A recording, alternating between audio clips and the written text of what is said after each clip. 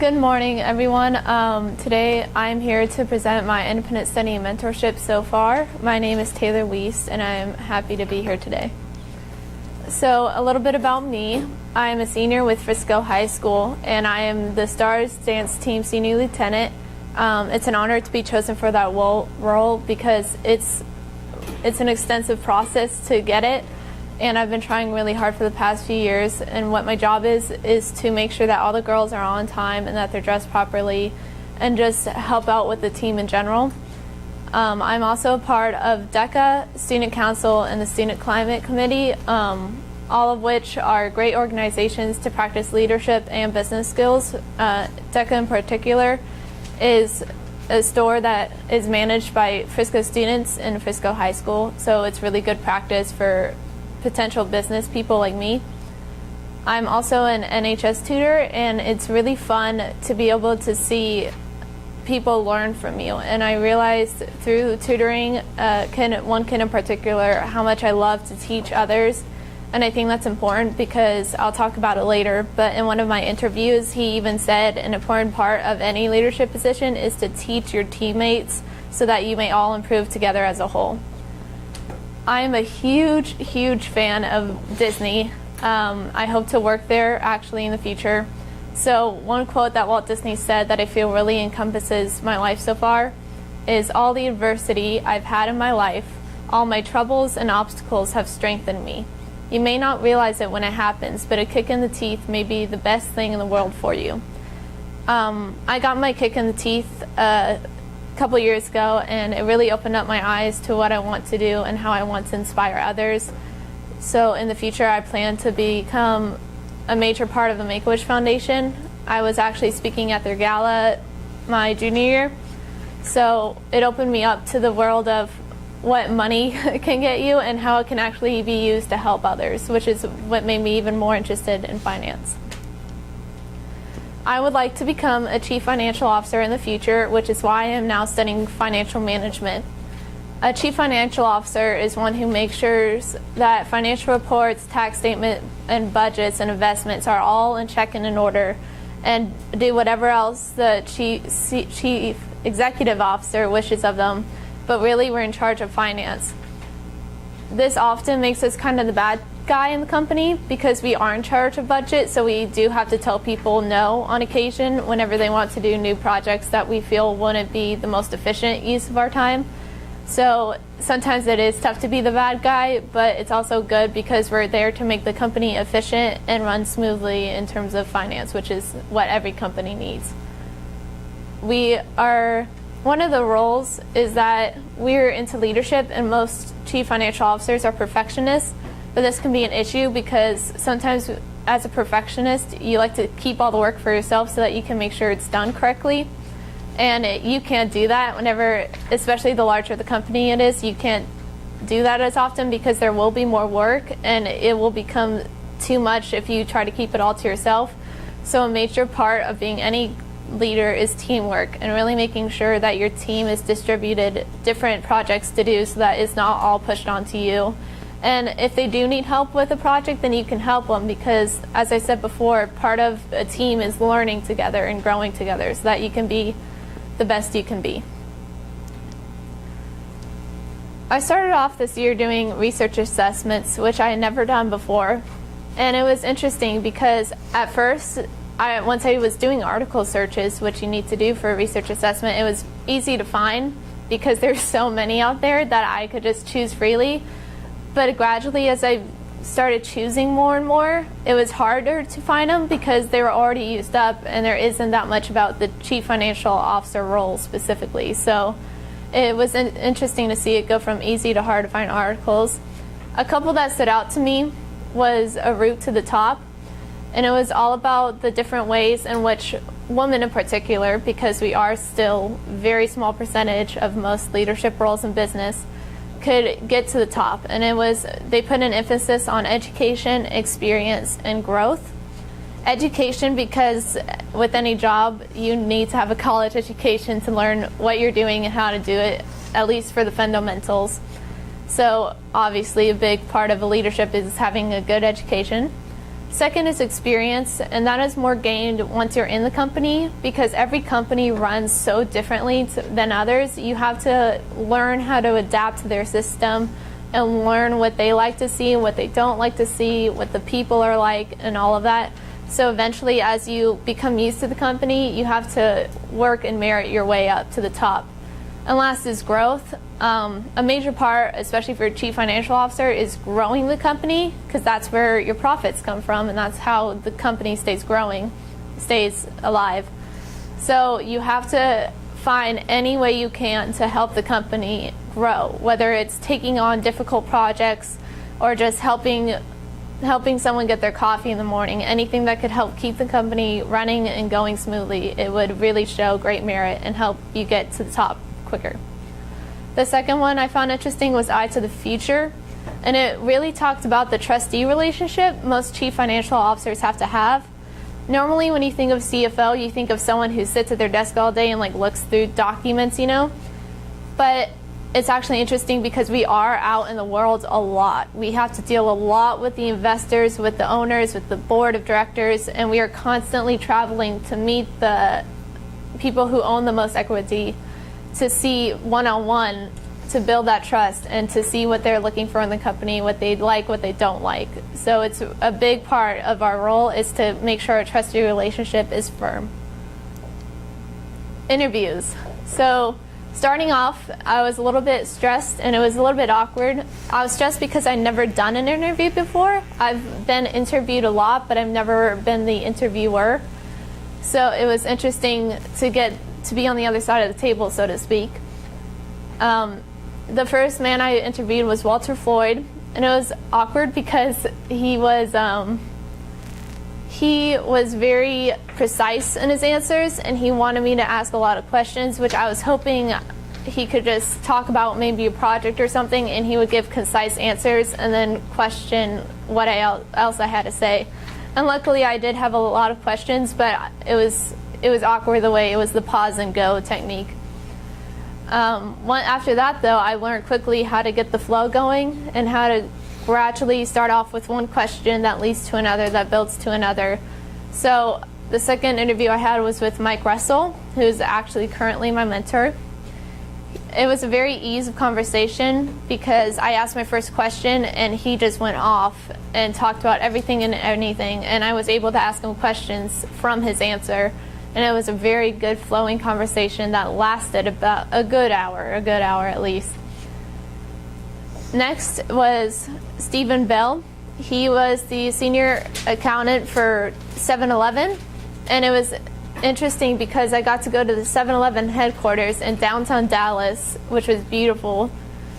And once I gained his trust, once I talked to him for a while and showed interest in the subject, he actually let me see the financial statement for the 7-Eleven for the year. And that was the best experience I've ever seen because you just saw these numbers beautifully organized and it was all money. And he would point to a column and say, all right, so this is in the billions and we got to save X billion dollars because we budgeted for this, but it didn't happen. And so it was really cool to hear that number coming from a man and saying it was billions of dollars that were saved, and I got really excited and it helped me get more motivated for the path I chose. Then Stephen Bell referred me to Ivan Maskey, who also worked with 7-Eleven. And the main thing I got from that interview was how quickly you need to learn to pick up various languages from people. Ivan was originally from England, and he grew up there his whole life.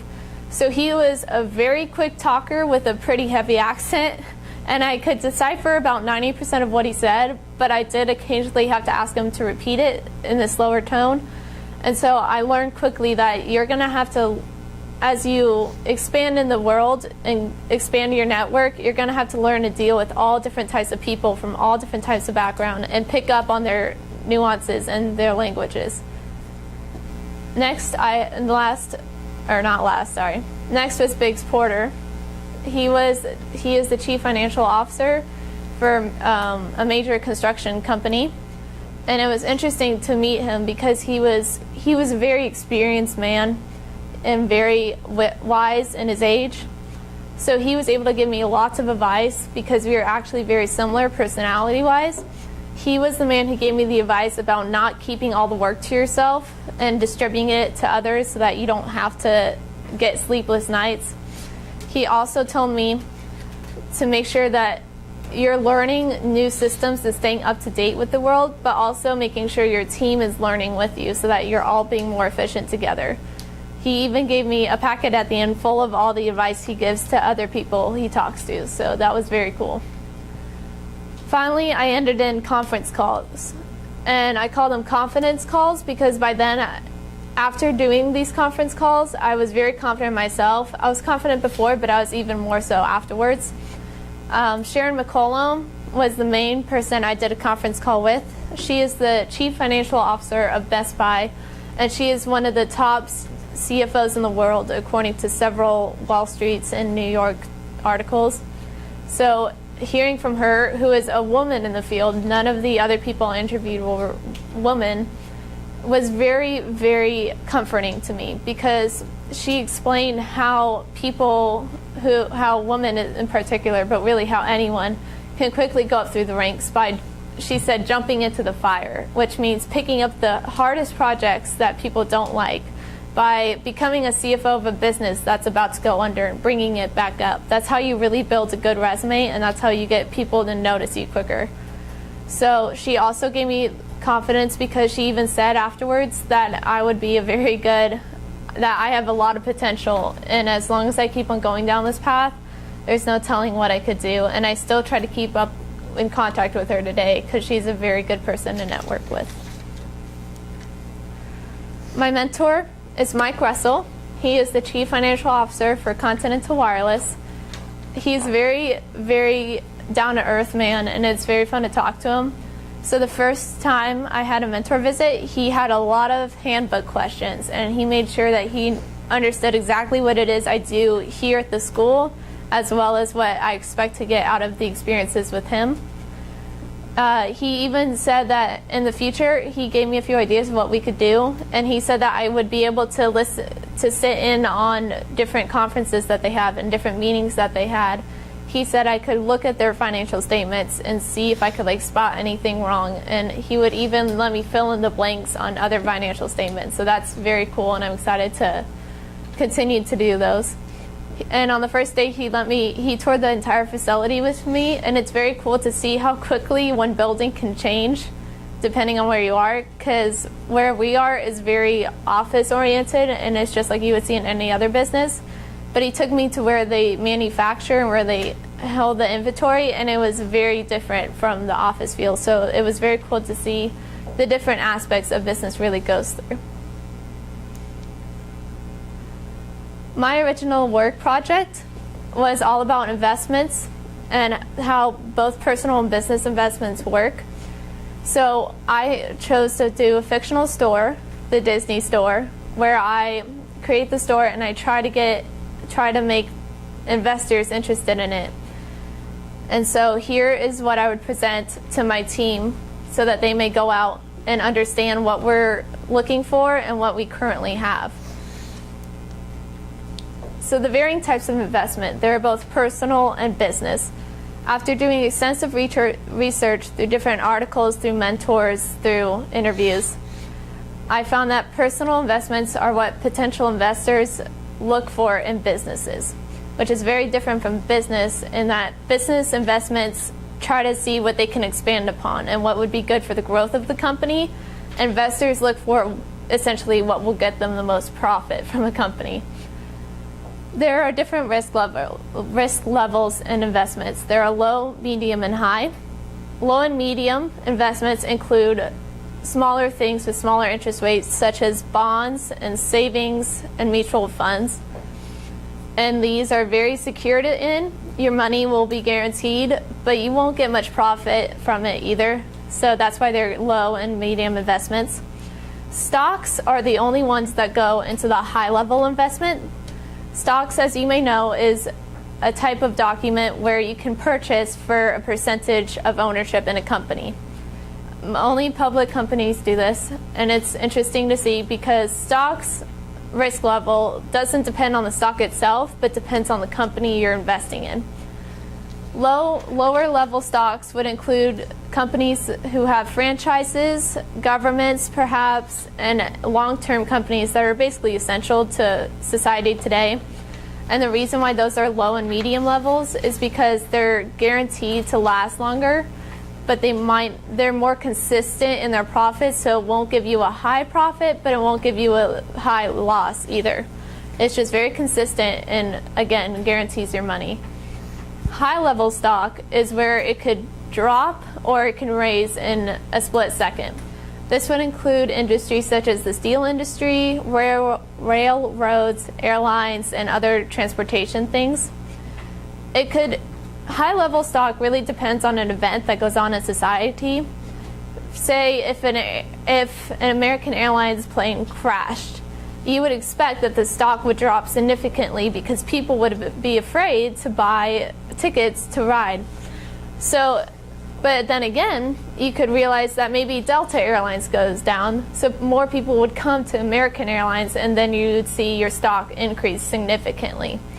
It's really a highly risky thing, and it all depends on timing and luck is really what gets you your profits. A good investor would also have the valuation risk. Valuation is when the investor looks at what a company has to offer themselves, not exactly what they would say, but really a thorough investment. They would look for potential growth, the current price of stock, the competition stock price, and all sorts of other factors to determine that this company is the right one that they want to invest in and will get them the most profit that they seek. They have to make sure that the company's valuation is the same as theirs. Because if a company highly values, say, animal rights, and an investor highly values third world country hunger, they might not be invested in your company because they're looking for different morals, per se. So valuation is very important to make sure that you have everything out there on full display that you can, so that a wide range of people can be attracted to you. They also look for potential long growth in companies. Stock's profit comes when it is sold. So they want to make sure that if they can buy a stock at a low price and gradually over a long period of time the company itself grows so that they can sell the stock for a higher price. If there isn't going to be long-term growth and they see that a company is dying, they're not going to want to buy in it because it won't get them the profit that they seek.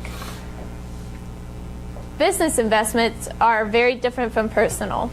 They often don't invest in other business, but they invest in non-systematic risk, which means basically in business investments, such as new properties, employee education, maybe a new break room to help employees relax, anything like that, anything that happens in business.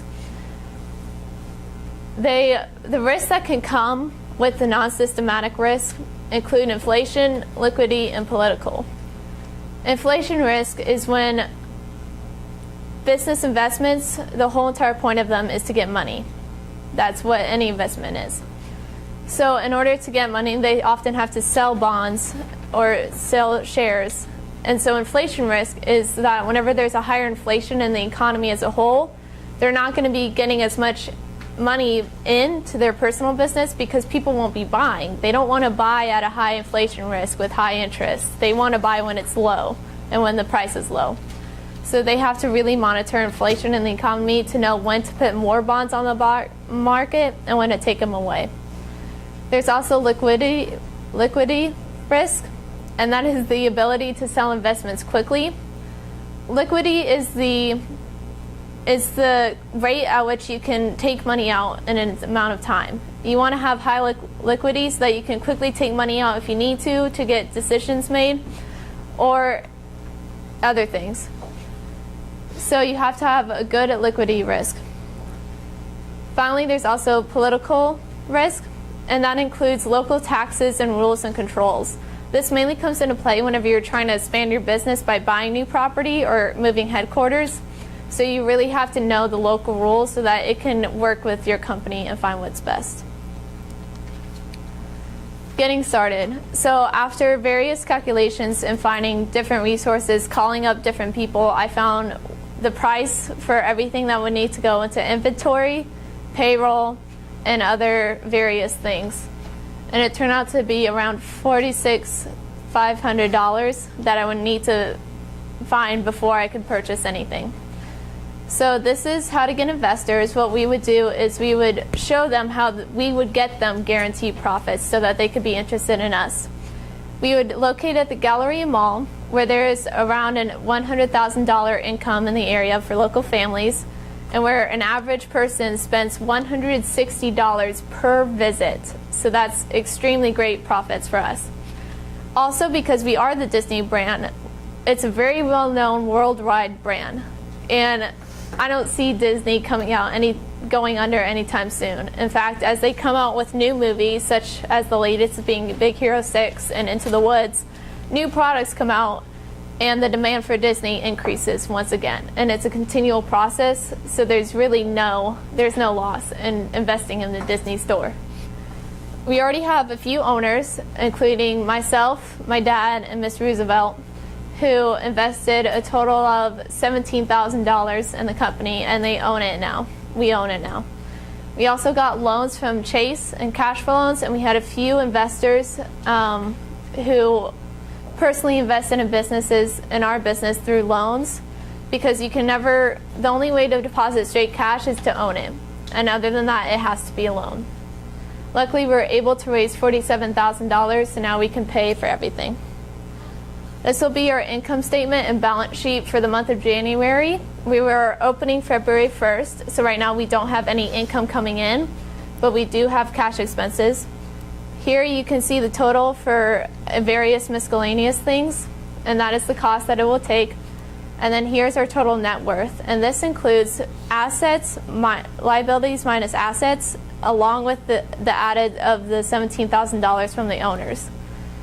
Assets are what we have to offer, basically our profit, you can think of it like that, and our liabilities are our losses.